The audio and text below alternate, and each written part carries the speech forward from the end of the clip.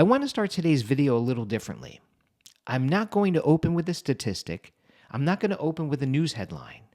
I want to open with something that I think a lot of you already know, but that almost nobody is willing to say out loud. If you've ever been scammed, or if someone you love has been scammed, the money is not the worst part. I'll say that again. The money, as devastating as that is not the worst part. The worst part is what happens afterward. The shame, the embarrassment, the replaying it over and over in your mind. The how did I let this happen to me? The avoiding telling your kids, the pulling away from people you love, the lying awake at night. That is what nobody is talking about. And that is exactly what we're going to talk about today. Welcome back to Tech for Grownups. I'm Michael.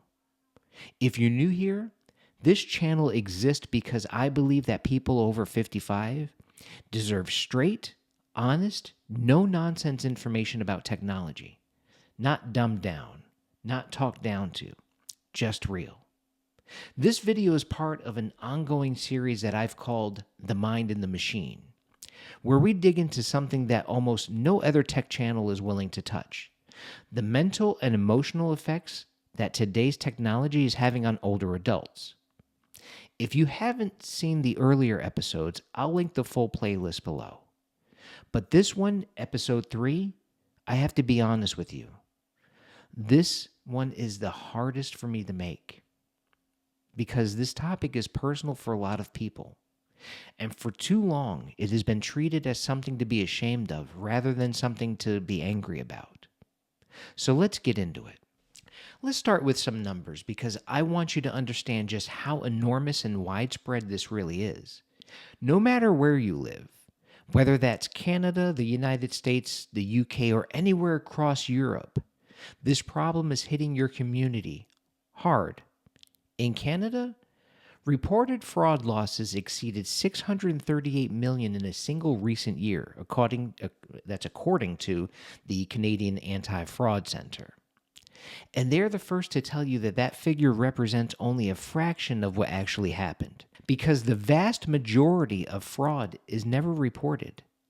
In the United States, the FBI's Internet Crime Complaint Center reported that older adults, now listen to this, they lost over $3.4 billion to internet crime in a single year, making them the most targeted age group by a significant margin. In the United Kingdom, Action Fraud reports that fraud now accounts for over 40% of all crime in England and Wales. Older adults are disproportionately targeted there as well. And across Europe, Europol has identified organized fraud networks operating across dozens of countries simultaneously, targeting older adults specifically because they are perceived as having more savings, more assets, and less familiarity with the tactics being used against them. These are not isolated incidents. This is a global epidemic. But here's what those numbers still don't tell you. They don't tell you about the person who lost $40,000 in a romance scam, money they'd saved for 30 years, and who hasn't told a single family member about it either. They don't tell you about the woman who handed over her life savings to someone she believed was a government tax official and who now barely leaves the house. They don't tell you about the retired teacher who fell for a tech support scam, gave remote access to his computer, and hasn't used one since because the shame is just too heavy to carry. These are real people in your country, in your city, maybe even on your street. And the damage goes far deeper than any bank account. Now, before we go any further, I need to address something directly, because I know what some of you might be thinking. Maybe you were scammed. Maybe someone you love was. And maybe there is a voice somewhere in the back of your own mind or from someone around you that has said directly or indirectly, how could you fall for that? I want to answer that question right now. And the answer is not what most people expect. Smart people get scammed. Educated people get scammed. Careful people get scammed. And the reason is not stupidity. The reason is psychology. Modern scammers are not the obvious fraudsters of maybe 20 or 30 years ago. They're very sophisticated, well-funded, highly organized operations.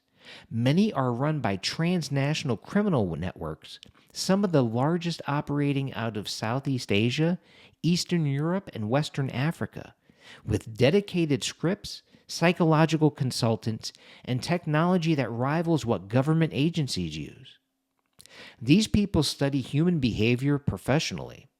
And here's what they understand about your brain that most people never learn. First, they manufacture urgency. When your brain perceives a threat, a problem with your bank account, a virus warning on your screen, a call saying your grandchild is in trouble, or a message from your tax authority saying you owe a lot of money, something very specific happens neurologically. Let's say that word 10 times. Neurologically. The rational analytical part of your brain, that's the prefrontal, wow, I'm really having problems with words today. That's the prefrontal cortex. It effectively goes offline. And your brain shifts into survival mode. In survival mode, you do not sit back and evaluate calmly. You act. This is what your brain has evolved over millions of years to do in a crisis. Scammers know this, and the urgency is not accidental, it's engineered. Second, they exploit trust. Across North America and Europe, scammers routinely impersonate government agencies. The CRA in Canada, or the IRS in America, the HMRC in the UK, and local tax authorities across Europe. They impersonate your bank. They impersonate Microsoft, Amazon, Apple. They use your real name, and sometimes, even sometimes, they have the last 4 digits of your actual account number. They reference real agencies, real laws, and real processes. They sound credible because they've done their homework and because they have run the script on thousands of people before even talking to you. This is not a weakness. Trust is what makes human society function. Scammers are parasites on our trust and not proof that we're foolish to extend it. Okay, third, for romance scams specifically, they fill a real human need. This is the hardest one to say out loud, but we have to.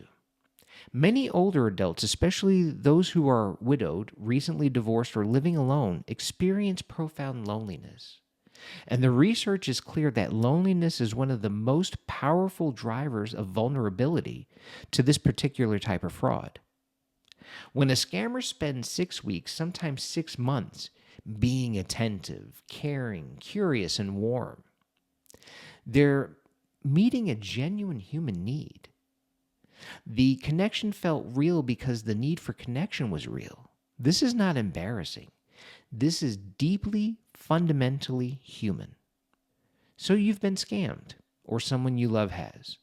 What does the research tell us actually happens next?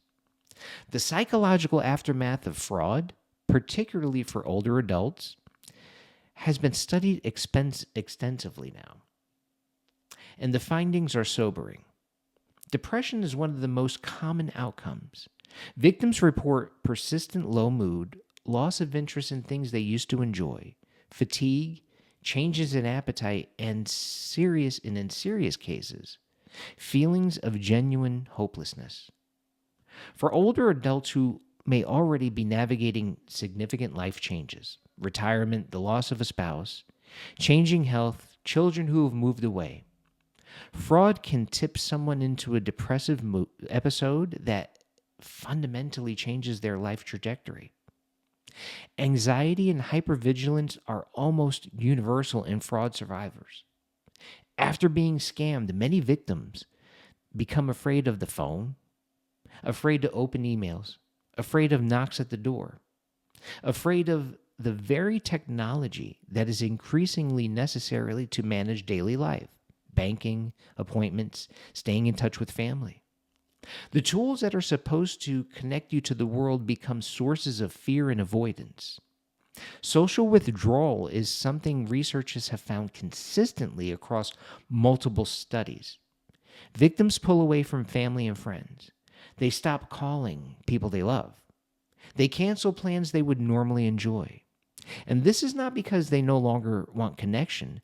It's because they are protecting themselves from the shame of having to either reveal what happened or continue living with the weight of hiding it. And here's the cruelest psychological trap of all. And I want you to hear this carefully. Shame and depression actually increase vulnerability to future scams. Research confirms this cycle is real. Depression lowers cognitive vigilance, and cognitive vigilance is one of your most important natural defenses against fraud. So being scammed once, if the emotional aftermath goes unaddressed, can genuinely make a person more susceptible to being targeted again. The criminals win twice, and they know this. Here is a statistic that I think should make every single one of us angry. Across North America and Europe, experts consistently estimate that only between 5 and 20% of fraud committed against older adults is ever reported. 5 to 20%. In Canada, the Anti-Fraud Center acknowledges this gap openly. In the United States, the FTC says the same. In the UK, Action Fraud reports that shame and embarrassment are the primary barriers to victims coming forward. Across Europe, national crime agencies echo identical findings. The number one reason people don't report? Shame. Victims say they didn't report because they were embarrassed, because they feared their family would think less of them, because they worried that people would start questioning whether they were still capable of managing their own lives. Because in some families and in some cultures, being deceived carries stigma that feels unbearable. And here is why this silence is so much more dangerous than people realize. When fraud goes unreported, the data that law enforcement agencies from the RCMP to FBI to Europol or even the UK's National Crime Agency, they use to identify and track and prosecute these criminal networks is incomplete. Patterns don't emerge. Operations don't get shut down. Funding doesn't get allotted to these task forces that could dismantle these networks. And the next victim, maybe someone in your community, your neighborhood, or even your own family, has no protection from what could have been stopped. Your shame is being used as a weapon, not just against you, but against everyone who comes after you. I want to say that one more time because it matters. Your silence is not protecting you. It is protecting them. Okay, let's shift gears here because this video is not meant to leave you feeling hopeless. It's meant to leave you feeling equipped. Here's what I want you to do, or what I want you to share with someone you love who has been through this. Number 1, report it, even if it feels too late. I've put the reporting links to every region directly in the description below this video, so please use them. Here's the quick overview. If you're in Canada, report this to the Canadian Anti-Fraud Centre at antifraudcentre.ca. You can also report to your local police. If you're in the United States, report to the FTC at reportfraud.ftc.gov and to the FBI's Internet Crime Complaint Center at ic3.gov. And if you're in the United Kingdom, report to Action Fraud at actionfraud.police.uk. If you're anywhere in Europe, your national cybercrime unit is the right starting point. And Europol maintains a resource list at europol.europa.eu. You don't need to have lost a lot of money. You don't need to be 100% certain it was a scam. Report it. Let the professionals make that determination. The act of reporting takes the power out of the scammer's hands and puts it back in yours. Number 2, tell one person you trust. I know that is easier said than done, but secrecy is the environment where shame grows. You don't have to tell the whole story. You don't have to share the amount, but telling one person, a trusted person, a close friend, a family member, your doctor, it breaks the isolation that shame depends on to survive. And if you are a family member or a friend watching this and someone you love comes to you with this, your reaction in the first 60 seconds matters more than you know. Don't say, "How did you fall for that?" Do not express shock or disbelief. Say this: "I'm really glad you told me. This happens to so many people. What do you need right now?" That's it. That is the response that keeps them connected rather than sending them deeper into isolation. Now, number 3, speak to your doctor or a counselor. The psychological effects of financial fraud are real. They are well documented and they are treatable. Depression and anxiety following fraud is not being dramatic or overreacting. They are legitimate, recognized mental health responses to a traumatic event. If you're experiencing disrupted sleep, persistent low mood, or withdrawal from people that you love, or a constant worry after a scam, speak to a medical professional. In most countries with public health systems, this support is available to you. Number 4, protect yourself going forward, but do it gently.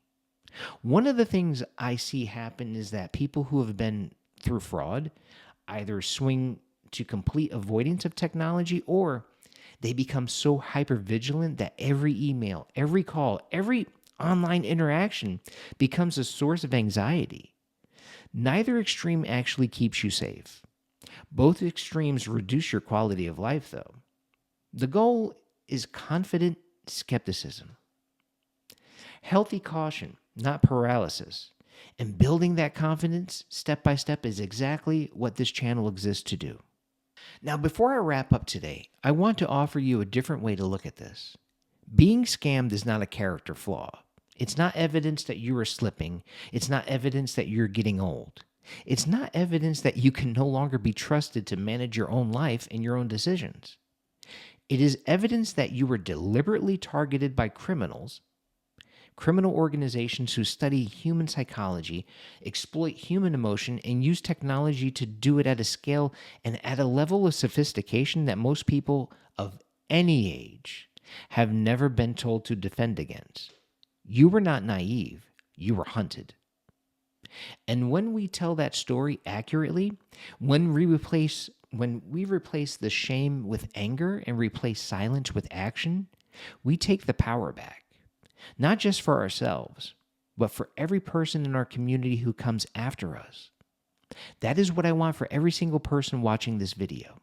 If this video resonated with you, if you've experienced this or someone you love has, I want to ask you to do one thing. Leave a comment below. It doesn't have to be detailed. It doesn't have to name accounts or specifics. It can be as simple as, "This happened to me," or "This happened to someone I love." Because one of the most powerful things we can do together as a community is break the silence. The more of us who do that, the less power these criminals have. You're not alone. Millions of people across North America and Europe have been exactly where you are right now. And the fact that you're here watching this video looking for understanding tells me something about who you are. You're not giving up, you're fighting back. I'll see you in the next episode.